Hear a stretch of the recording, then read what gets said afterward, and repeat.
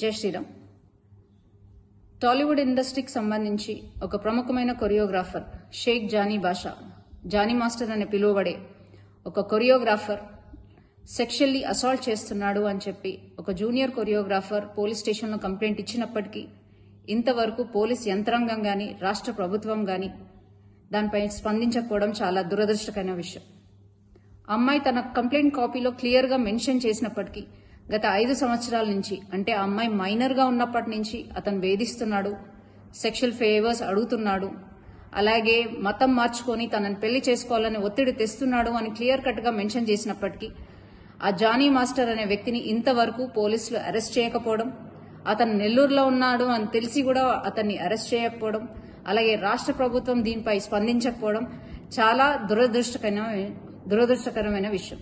ఇది clear cut గా love జిహాద్ case. ముస్లిం అబ్బాయిలు హిందూ అమ్మాయిలను ట్రాప్ చేసి వాళ్ళ మతం మార్చి వాళ్ళని చిత్రహింసలు పెట్టే ఇదొక ప్రక్రియని రోజు రోజుకి ఎక్కువైతున్నప్పటికీ కూడా మన రాష్ట్ర ప్రభుత్వం నిమ్మకు నీరెత్తినట్టు కూర్చోవడాన్ని భారతీయ జనతా పార్టీ మహిళా మోర్చా తీవ్రంగా ఖండిస్తుంది. రోజు రోజుకి రాష్ట్రంలో అత్యాచారాలు అన్యాయాలు పెరుగుతున్నప్పటికీ మన సీఎం రేవంత్ రెడ్డి గారు, కేర్ ఆఫ్ హోమ్ మినిస్టర్ గారు నిర్లక్ష్య వైఖరిని మేము తీవ్రంగా ఖండిస్తున్నాం.